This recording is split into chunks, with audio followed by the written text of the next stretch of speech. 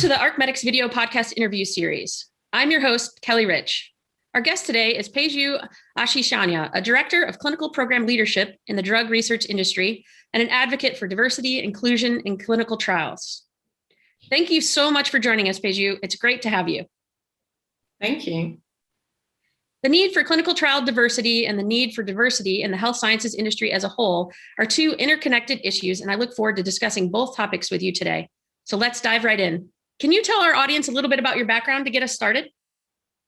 Yes, so I have a biomedical science background. I studied pharmacology at university in the UK. And upon completion of my degree, I was very clear that I wanted to work in the drug research industry. So really found an opportunity to work for a startup organization working in rare disease as a clinical trial associate, filing clinical trial documentation.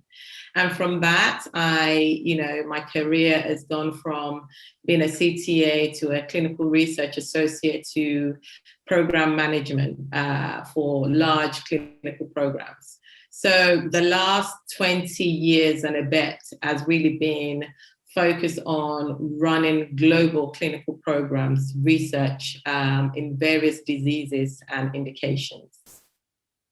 Yeah, that's great. A similar amount of experience to myself. And I think certainly the landscape has changed a lot. So it'll be interesting as we get through our conversation to sort of share all that we've seen and where we think it's going next. But when and how did you realize the inequity in biopharma and health and clinical trials? Yes, so my journey and I guess my story is quite unique in that, a lot of my experiences in the pharmaceutical organization. And within that space, there are a lot of opportunities to work globally, different, diseases, challenging clinical trials, from early stage exploratory research to actually pivotal trials supporting registration to life cycle management. And I was having a ball, basically, running all of this research programs. And when my organization decided to move my function outside of the UK, that presented a unique opportunity to actually look for other openings across, in London in particular. And I came across an organization within the AI space. And I thought, well, fantastic, an opportunity to learn about AI. Mm-hmm. But not only that, because, I am a clinical trial operations specialist. In larger pharmaceutical organization, my responsibility is very siloed and very targeted to operational delivery of those programs. So in the startup environment, I would have an opportunity to actually grow a breadth of experience, working in, quality assurance, pharmacovigilance, regulatory strategy, as well as the operational delivery. So I was very excited about the opportunity, and I joined BenevolentAI in London. But when I joined and I saw how the company was utilizing its AI platform for drugs discovery, a penny dropped for me. And this is the moment I describe as finding my why. Because I realized that all of the research that we do and the data that we generate not only answer the question that we're asking of the research at the time, but serves as the raw material for new innovation. So what I mean by that is all the data we've generated in our various research activities, clinical trials, are now being utilized by AI and machine learning organizations to gather new insights about diseases, but also to inform the development of new treatments for patients. And I realized that I know that, our research, especially clinical trials, wasn't inclusive, and the data we were generating was not diverse. So the penny that dropped for me was the fact that newer innovative medicines that work for diseases and treat patients will not be accessible to all. Not only because, there are challenges in terms of, affordability, but actually, certain sector of the global population will be excluded just because the foundation of the research did not include them. And this is when I decided that I would do something about it. I find myself in a unique position, having worked in the pharmaceutical industry and now working in a tech company, bridging those two industries. So having the insight on how drug development works and how now data scientists, AI scientists are taking all of that data to create new innovations and opportunities. So I advocate for better data diversity from two angles. One, focusing on pharmaceutical colleagues to include diverse population in the research. But secondly, talking to the very smart, very young, highly educated, AI scientists, data scientists, to challenge themselves to seek diverse data sources. Don't just go to one source for your data. Look for other avenues, other areas where you can get diverse data as you develop your product. Yeah, very, very important insights. And again, some similarities. I've used my operational experience, again, similar rise to you, similar titles, and then marrying that with technology platforms, software development, and, really focusing mine on like prevention, right? And improvement rather than always reacting and fixing.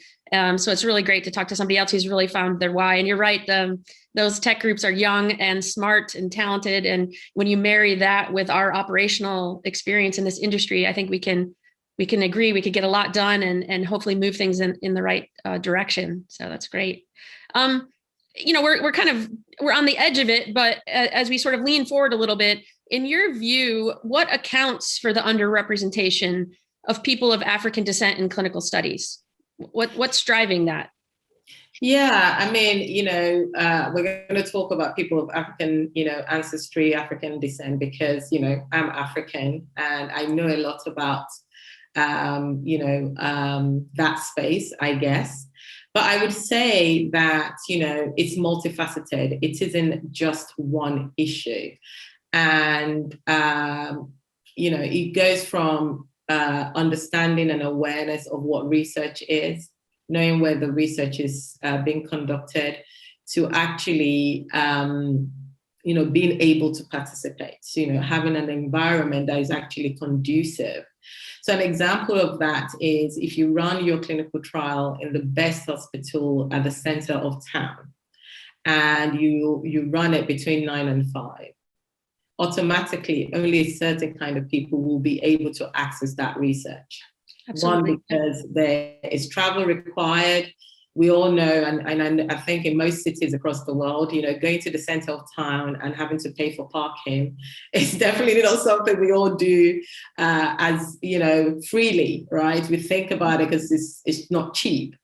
If you have to take time off work, that's another thing. So that, the access to the research in terms of the location and where it's being conducted is key. But also, there's a point to be made about not making assumptions about the population.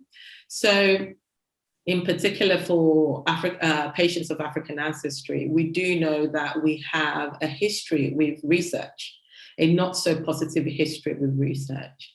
And it is right to ask questions about why those atrocities happened that affect people that affected people that look like us. But I think the conversation shouldn't stop there, because it provides a learning opportunity. We all know how those instances have informed the regulations that we have to abide with.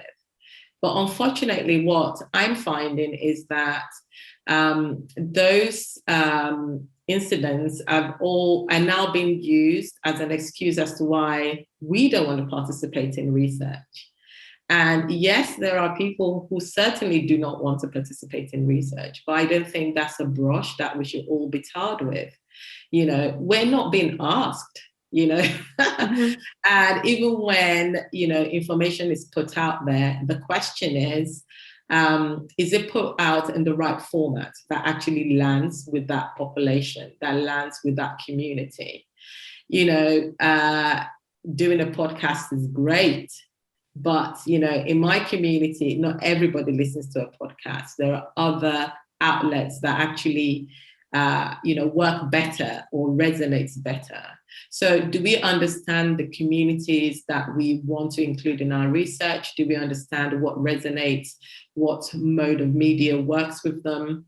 What type of language works with them? And are we encouraging and leveraging that in clinical research? The final point I'd like to make here as well is that, you know, representation matters across the board. So consistently not seeing people that look like you in research, asking you to take part, actually doesn't give you a great deal of confidence, and I think contributes to the lack of trust that we have in the system. So, you know, we ask for representation in terms of population taking part in research, but not only that, we will, you know, representation in the experts conducting research is also key. So as I said, you know, there are a myriad of reasons why, you know, participation can be low, but understanding them and putting the right corrective action in place is important, because all parts, all stakeholders have an important role to play, from the recruiters to the patients. Yeah, absolutely. I think you point out a lot of really important pieces about the assumptions potentially being made, as well as the sort of mode of media and the messaging that might not be hitting its mark. But do you have thoughts on, like, I mean, it's difficult sometimes to talk about, but it really is still a statistical truth that at the conference room table or at the boardroom table, that's still very disproportionately white and male, whether that be in the sponsor company or whether that be in the services companies. Do you have a thought about, like, how does that play a role in what you're basically saying is that the principal investigators don't look like the patients and therefore the trust isn't there as well? Do you have any thoughts about that? Yes, I do, because, you know, whether we like it or not, we view the world from with our own specific lens and from our own perspective. And I think, you know, it's very difficult to understand other cultures to the extent of those people that own the culture. And, you know, ethnicity, you know, is very important because, again, apart from the fact that on a biological level, it means, you know, some differences in terms of, you know, what's important to us, what we prioritize. Again, you know, that is important to understand. You know, in research, decision makers are important, because if your team is very diverse and they present 2 or 3 project ideas, the decision maker only has their own perspective, and they utilize that lens to determine the importance and priority, right? Mm-hmm. So if they don't have any exposure to a certain population, their culture, the impact of certain diseases, then to them, it's not going to be important. They're going to think about, you know, what is important from their perspective, and that will drive the decision. Now, ordinarily, that shouldn't be a problem if there's a good mix, so that there's a balance of perspective. But because what we have is something that is heavily weighted towards, well, we know it, white men in gray suits, that is translated in the prioritization of research questions in areas that benefit a subset of the global population more than the others, right? Absolutely. You know, if you think about, you know, research and say, so let me give you an example. Sickle cell disease actually affects a high proportion of the African ancestry population, much more than what I would say cystic fibrosis in the Caucasian population, right? Mm-hmm. But the level of investment that cystic fibrosis have had as compared to sickle cell disease is night and day. Okay, so again, you know, decision makers understanding the impact of diseases on their population have made decisions in terms of where they want to fund research. So not knowing and not understanding, or not having met somebody with sickle cell disease, wouldn't inform, them to say, okay, this disease actually is impacting, this population extremely. And it wasn't until the FDA actually categorize sickle cell disease as a orphan indication that research really started picking up in that disease that affects a huge proportion of Black people. Mm-hmm. Another example actually is also breast cancer. We know that breast cancer as a disease has been invested in for decades. Mm-hmm. And what that has meant is that a woman with breast cancer now has a good prognosis. There's usually, a treatment option available. But this is not so for everybody with breast cancer. If your type of breast cancer has been prioritized, then yes. If not, no. So for instance, we know that triple negative breast cancer is one of such cancers that haven't been researched to the extent that others have. So you have a scenario now that two women in front of you, one has a better prognosis because their type of cancer has been prioritized, is more common in people of Western ancestry. And then as compared to a woman whose type of breast cancer is more common to people of African ancestry and hasn't had the same level of research. So the people, decision makers, diversity at that level is very key. Because we bring our experiences, our perspectives in decision making, and having it heavily weighted towards a type of person has done us a great disservice in our industry. Yeah, absolutely. I think we've made a really good case for the work left to be done to ensure that there's inclusivity and diversity at the decision-making tables through the entire development pipeline in order to remediate this problem. But let's turn our attention to the opportunity then that is there. If we look at the opportunity, how and why is it that Africa offers such an opportunity for clinical trials right now? The African continent offers such a huge potential and opportunity for clinical trials, not only because it's a continent that is high in population. A high percentage of the population is under 35. They are highly educated, they are young, they're technologically savvy. Okay, but we also know that there's significant genetic diversity in Africa that actually provides a unique opportunity for research and better insights to drug development and diseases. So the opportunity is there to get access to a population that can, support with generating new data that gives good insight, that helps us develop drugs that work for everyone. You might think Africa is far away down there, but anything we learn from the African population impacts people of African ancestry in the diaspora.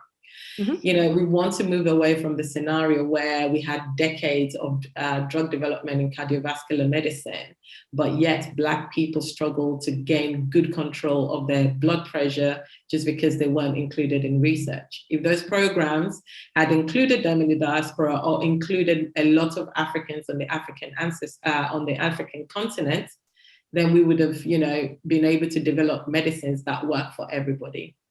So Africa has the population, it has the genetic diversity that can inform research.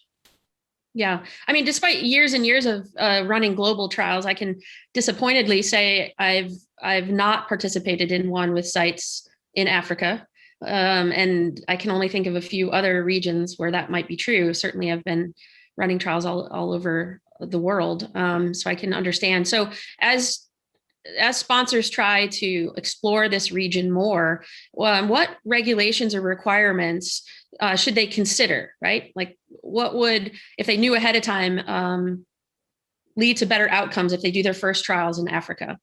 Yes.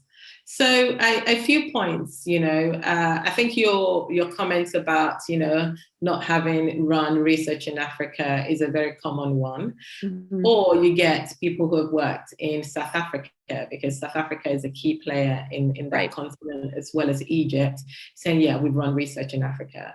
But there are, so many countries in Africa, and Sub-Saharan Africa actually gets, the least action when it comes to research.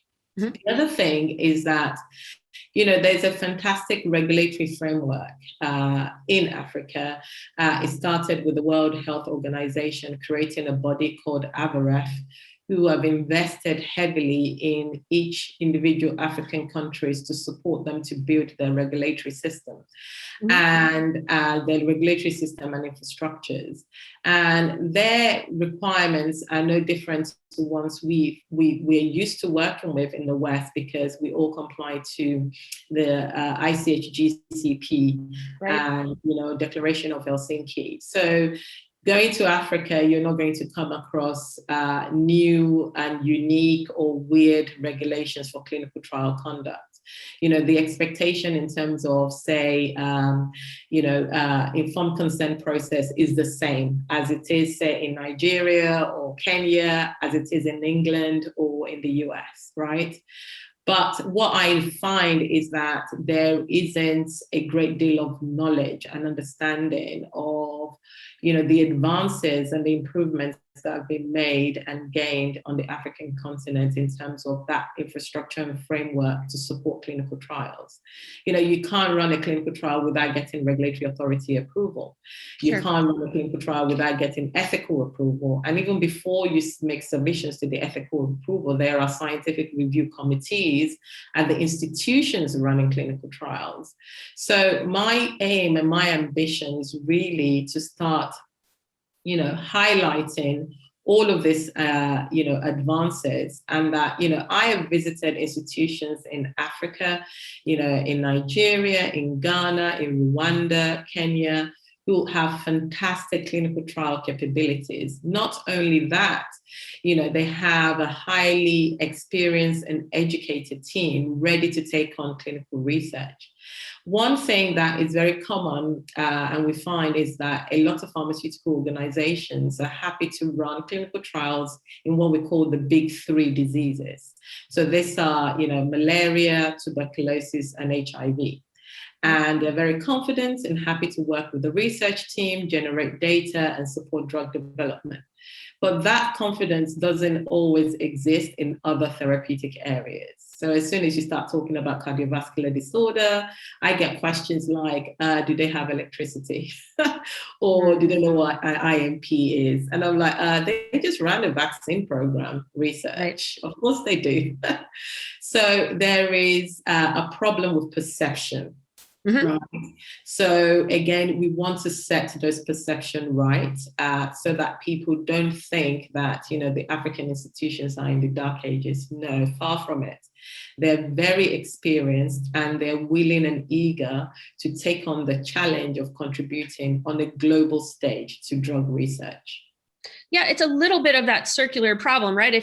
If you're not choosing sites there, then they aren't generating the data they need to prove that you can, in fact, trust them to run, studies. And, we see that even a little bit in the bias in the US and how sites are chosen, right?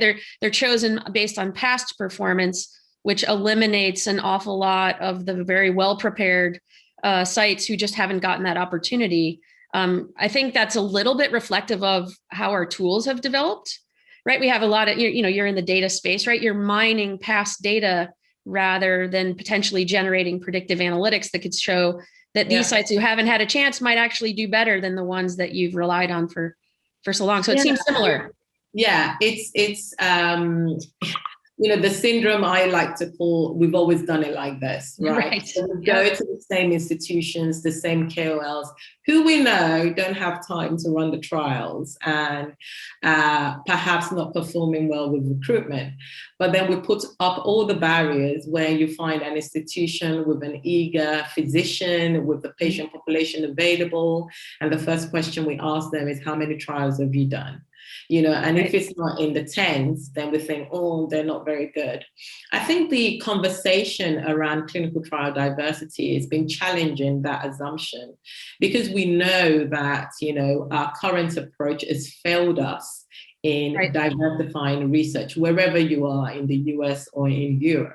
So we know now that we have to go to new investigator sites, give physicians that look like the population that we're after the opportunity to participate, which means that they will be new either to us as an organization or to research.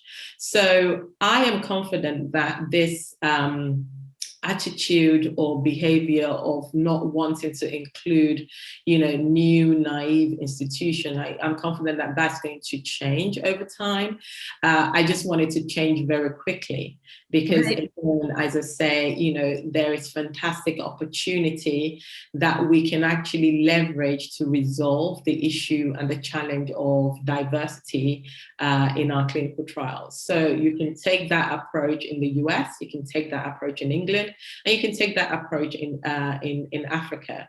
So it really takes us to a place where we can look at it on a global scale to solve the problem rather than looking at a single location. Yeah, absolutely. I'm with you on the clock is always ticking and how can we go faster?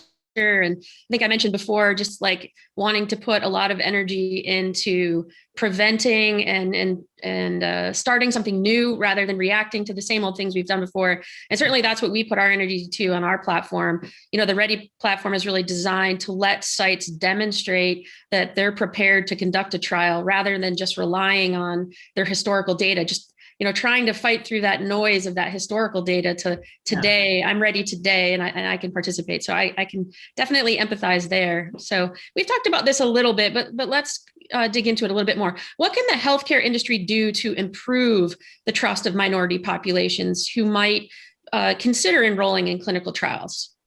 Okay, so that's a very interesting question. And before I actually, talk about, my thoughts around what can be done, I want to pick on the word minority, because I think that, the fact that we have that mentality in our research is part of the problem.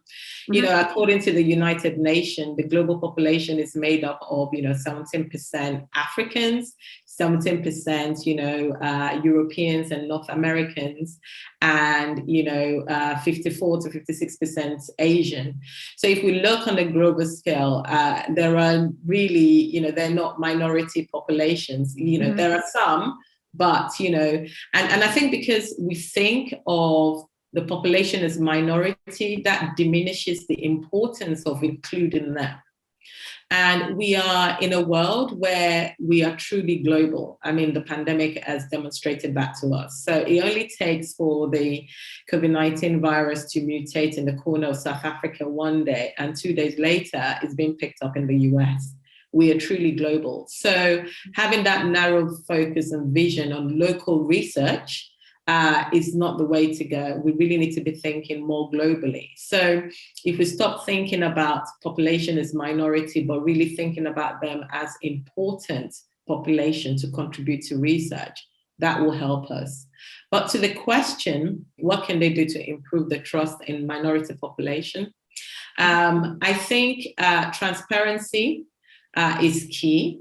Because knowing why we're running research, what the result is going to be used for, what that information informs, and why it is important. And then there's a challenge between connecting research to why is this important to me, okay? So we see research as something that's happening over there by the smart people, and they're generating data and reports. But when I go to my GP, I am not very clear as to how that research is informing the decisions that the GP is making, or that my doctor is making about my health. And I think that's very important. I've been working in the pharmaceutical industry, and I know that. So when I go and see my doctor, I've done my research already. Right, yeah. The doctor knows me, and they're like, okay, she's come with solutions already. Yep. But that's me. A lot of us don't do that, and we look to our doctors to actually give us the answers. And I think if we get better at showing patients, how research is informing information, informing decisions about their disease, informing decision about their treatments, they understand the importance of research. And the conversation then turns around to say, well, if something is not understood about how a disease affects me and is being studied, maybe I want to be part of it. Maybe I want to contribute. So it changes from something that I am being asked to participate in, but I'm not understanding the value of it, not only to the society, but to myself, to something that I am then actively seeking out to say, hey, I know that, in this diabetes program or, drug development, you don't have enough people, but I know diabetes affects my population in this way. Can I be part of research? It's a big challenge, but all of the key players have to think differently. We can't continue to be in our silos. So for instance, for me as an example, when I was leading clinical programs, I wanted to generate the data very quickly and I wanted to move to the next stage. Now I have to be thinking about, the disease area, the population that is affected, where we need to place the clinical trial to ensure there's good representation in that program. And I tell myself, can I go home and rest and be happy that I've done a good job when it comes to diversity? And I think that's what we should all be challenging ourselves. So as researchers, as medical doctors, if you're talking to a patient, do they understand why research is important? Do they understand how information from research has informed how you've treated them? Because it's all part of that global education to highlight the value of research. Yeah, absolutely. And I don't think we should see that as a new or different need, in almost all industry and in almost all populations. Having a group of people understand what's in it for them or what's in it for their community certainly drives participation and trust. And I think it goes back to our earlier conversations around who's at the table making decisions and what are their assumptions. They may be assuming that all populations understand that what's in it for them and their community at the same level, and it's clearly not true. So those are good points to move us forward. We talked a lot about what is missing or isn't there and needs to be done, but do you have any successes to share where you have been able to participate early and go home, like you said, feeling good about what you've done for inclusion that have turned out sort of better than the norm that you'd like to share? Well, yeah, I mean, they are not personal successes. I think that is still a work in progress for me. Okay. But when I look at the industry, I think what we were able to achieve as part of the COVID-19 pandemic is just mind-blowing and very exciting. And my hope is that, we can use that as our new foundation to build on so that we get better at it. So what I'm talking about is the pharmaceutical companies like Pfizer and Moderna, who actually in a short period of time went above and beyond in terms of ensuring adequate representation in their COVID-19 programs. Because the pandemic really showed us that, ethnicity mattered. And we couldn't, embark on a vaccine program without that representation. So I think something that was a problem in the past, like, we would say the population is challenging. The population doesn't want to take part in research. I don't know where to go to find them. Those companies were able to come up with solutions very quickly and make it happen. Right? Yep. So that shows us that it can be done. And I think that experience, in addition to, in November of last year, the FDA issued a new guidance on diversity in clinical trials and the need to include, a diverse population in clinical trials. I think those two things should serve as encouragement to researchers in the pharmaceutical industry to say, we can do this and we can, if we set our mind to it and we invest appropriately, we can get those diverse population in. The other thing I would say is, after the Black Lives Matter movement last summer, a lot of pharmaceutical organizations actually made, commitments to ensuring better diversity in terms of their workforce, in terms of the vendors and suppliers that they use, and in terms of clinical trials. And those commitments were not just words, a lot of them put big sums of money behind it. So I am looking forward and excited to see how that translates, how that translates in terms of, the tangible actions that we see and the benefits we see from it. So we are actually at the very beginning of a significant change in our industry. We've seen how, the pandemic has leveled everybody. Mm-hmm.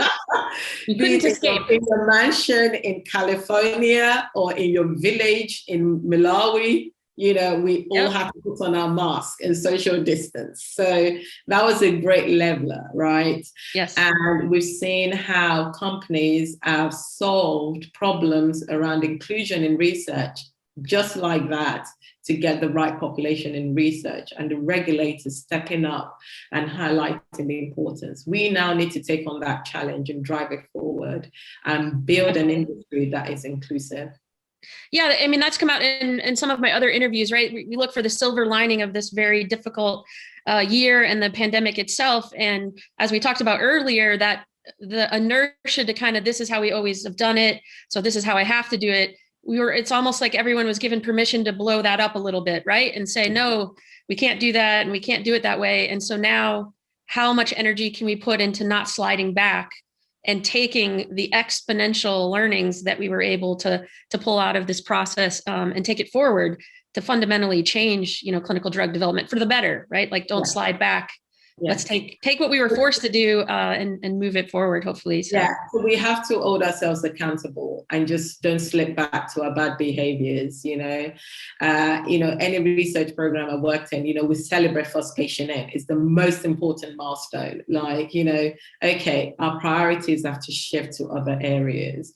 Getting the first patient in is not the most important output of a research program. It's about, getting the right data, the right population, the right question. And timing is important as well, but it isn't the only important factor. Well, we don't have time to dig all the way into it today, but we're sliding up really close to what are some of the financial drivers of this whole process, right? So first patient, first visit being tied to financing oftentimes, or at least a major milestone there. And some of the other parts around drug pricing and things like that need to be explored as well in order to continue to lower the obstacles on diversity and also how commercial strategy informs which countries are included in research. Absolutely. So countries that are deemed not to be able to afford drugs are excluded totally, and I do not think that is the way we should be dealing with medical research, basically. Well, I have faith that you will put both your knowledge and your passion on that as we keep moving forward and make improvements. The bulk of our audience out there listening to us holds all kinds of varied positions in healthcare. So what can we all do in our day-to-day roles to make a difference in diversity? Yeah, this is a fantastic question, because another challenge that we have when we talk about diversity, inclusion in biomedical research, clinical trials, is that a lot of people think that it's somebody else's problem to fix. Mm-hmm. And we see that in that a lot of people talking about it as a problem, but really not seeing solutions being put forward. I always say that, it's a personal problem. As an individual, from being a discovery scientist to a sales rep to a commercial strategy person to the receptionist, we all have a responsibility to ensure that we have adequate representation in research. So I challenge people to look at their day job and say, what can I do in my little cubicle, my little table, in my role? What can I do to influence research? And it might not be directly in terms of your day-to-day job, but asking questions of your senior leadership. I mean, that is a fantastic way to really plant the seed. Most organizations have town halls. I could be a secretary or a personal assistant, and then I ask a question, hey, I have a family member with breast cancer and there's no treatment for them. What are we doing about it as an organization? So that then challenges your senior leadership, Right. to explain or look for new ways as to how they can address that challenge. So this is certainly not something that another company is going to resolve or another person needs to resolve. It's actually us individually. Look at your day job, what you do, your environment, and it can be as simple as asking the question of the right people. If you're a researcher and you are running experiments, even bench work, and you're working on cell line research, well, find out what the demographic history of your cell line is. Is it representative of the disease area? You may be working in endometriosis. Is your cell line female to start with? Good start, yeah. Don't just say, oh, we always use that cell line. No, ask the questions. And if there are gaps, then, challenge it. We all have an opportunity to inform change and to make an impact. And it's certainly something that we all need to grasp. Yeah, certainly challenging the idea that that's not my job, or moving past, I support it, to I actively advocate for these things to move in whatever capacity that each of us can control. So I think that those are all great points. And you've made many today, which is great. And I appreciate all that I'm able to learn from you. And, I thank you for taking the time to speak with us today. Where can our audience learn more about your work? Wow. Okay. Well, I am involved in so many different things. I think, within my current role, I created a data diversity initiative, which actually looks to ensure the use of diverse data sets in, precision medicine. So a lot of the work and projects that we have can be found on the company website framework. And it's a tool that academic researchers can use to determine how to plan the population and recruitment for their clinical projects. So the type of questions we need to be asking upfront about the research and the population we're looking to impact. So the Include Ethnicity framework is available. Just Google it. I am most excited and passionate about my work with the Pan-African Clinical Trials Group, because this work is looking to work with institutions in Africa to showcase their capabilities, to showcase their ability to run high quality clinical trial that can support global programs. And we just ran a survey this year looking at people's understanding of the infrastructure available in Africa, their desire to include institutions and sites in Africa in their research program, as well as, the importance of including African population in research. So I will share the link to the survey as part of this podcast, so that people can take a look and let us know what their responses are. So a lot of my work is dotted all over the place, but mostly you can find me on LinkedIn. Perfect. Great. Yeah, I think all of that work will serve us well and move us forward. So thanks so much for joining us today, Peju. It's been great learning more about you and your work in diversity and inclusion in clinical trials. Thank you very much. It's been a pleasure. Thank you so much for joining us on this episode of Conversations in Clinical Trial Readiness. If you're interested in learning more about our team, head to our website, ArcheMedX.com, or follow us on LinkedIn. Thanks for joining us.